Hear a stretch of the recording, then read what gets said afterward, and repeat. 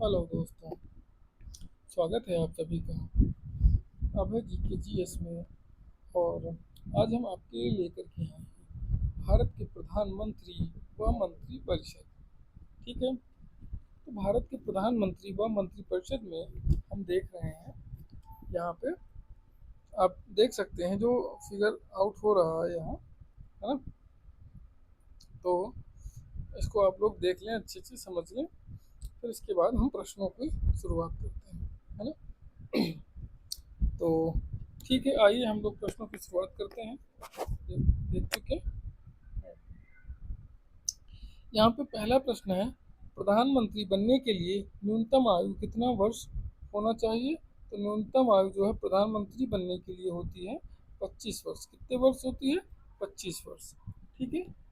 हाँ, अगला प्रश्न है, संसदीय शासन प्रणाली सबसे पहले किस देश में लागू हुई थी? तो संसदीय शासन प्रणाली सबसे पहले कहाँ लागू होती है? ब्रिटेन में।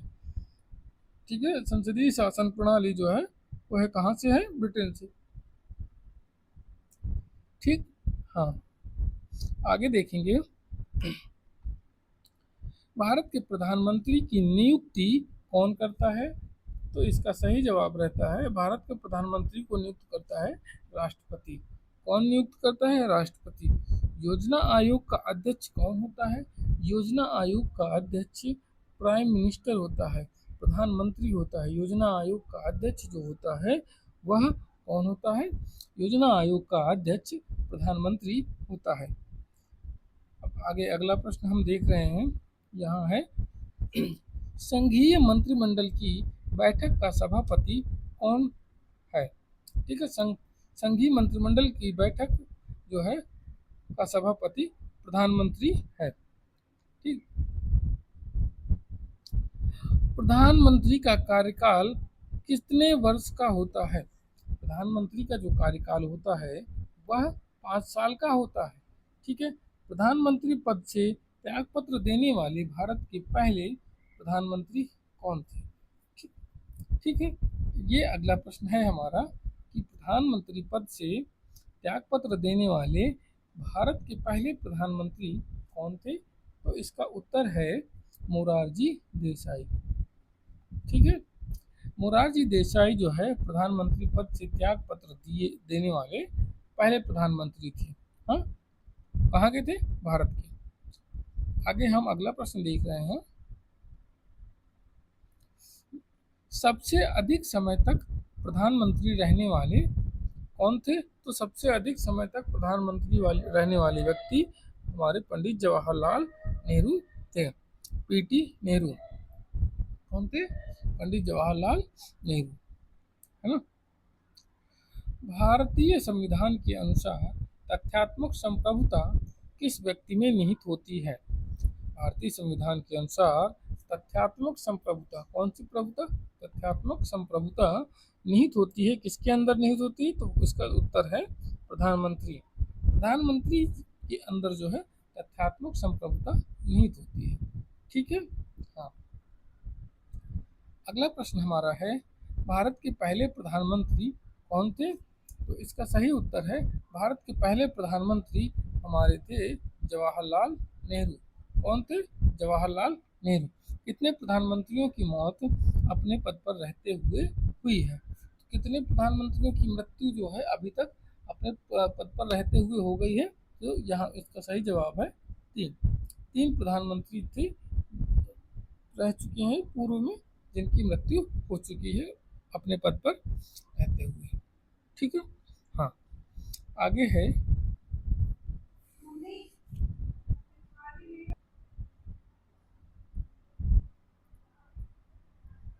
अब हमारा आगे अगला प्रश्न है, यहाँ देखेंगे, वह है, प्रधानमंत्री को पद की शपथ कौन दिलाता है? तो प्रधानमंत्री को उनके पद की शपथ राष्ट्रपति दिलाता है, प्रेसिडेंट दिलाते हैं। ठीक है, कौन दिलाता है? प्रेसिडेंट। कौन प्रधानमंत्री जिसने एक बार अपने पद से हटने के बाद दोबारा पद संभाला है? तो ऐसी जो प्रधानमंत्री थी वह कौन थी? इंदिरा गांधी। ठीक है, इंदिरा गांधी जो है इंदिरा गांधी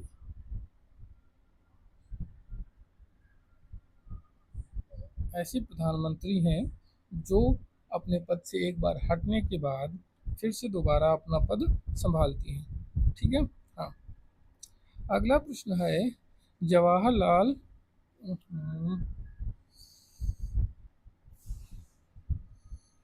क्या हो गया, प्रश्न नंबर 12 था, है ना? नहीं, 14 नंबर पे आ गए थे हम लोग। प्रश्न नंबर 14 है जवाहरलाल नेहरू के बाद भारत के प्रधानमंत्री कौन थे? जवाहरलाल नेहरू के बाद भारत के प्रधानमंत्री गुलजारी लाल नंदा जी बने थे। कौन बने थे? गुलजारी लाल नंदा। अगला प्रश्न है संसदीय शासन प्रणाली में वास्तविक कार्यपालिका की शक्ति किसके पास होती है? वास्तविक कार्यपालिका की शक्ति जो होती है वह प्रधानमंत्री के पास होती है। ठीक है। हाँ। आगे अगला प्रश्न है हमारा सबसे कम आयु में प्रधानमंत्री बनने वाले व्यक्ति कौन थे? तो सबसे कम आयु में बनने वाले प्रधानमंत्री थे राजीव गांधी। राजीव गांधी सबसे कम आयु के प्रधानमंत्री बनने थे। ठीक है। हाँ। अगला प्रश्न है लोकसभा में बहुमत दल का नेता कौन होता है? तो लोकसभा में बहुमत दल का नेता जो होता है वह प्राइम मिनिस्टर होता है, माने प्रधानमंत्री होता है। ठीक है। प्रधानमंत्री होता है, पीएम होता है। ठीक। कौन से प्रधानमंत्री कौन से प्रधानमंत्री की नियुक्ति के वक्त वे किसी सदन में सदस्य नहीं थे? ऐसे जो प्रधानमंत्री हैं वह है HD देवगौड़ा। वह प्रधानमंत्री जब बने थे तो वह संसद के किसी भी सदन में सदस्य नहीं थे। ठीक है। हाँ। आगे देखते हैं किस प्रधानमंत्री ने एक भी दिन संसद नहीं गए?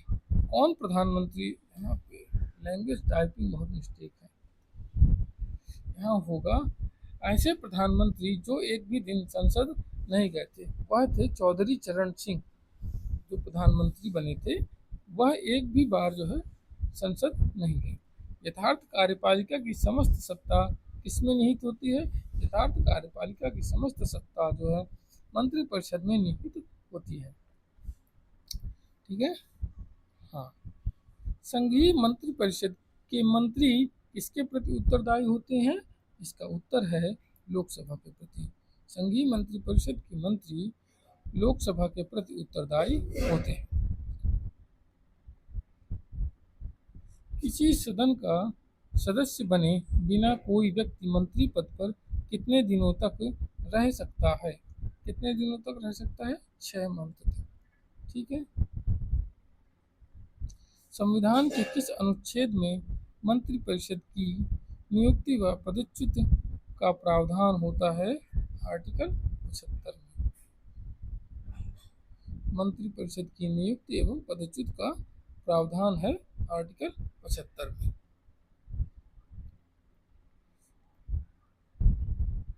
आगे है मंत्रिमंडल का गठन करने वाला कौन होता है? तो मंत्रिमंडल का जो गठन करता है वह केंद्रीय मंत्री करता है।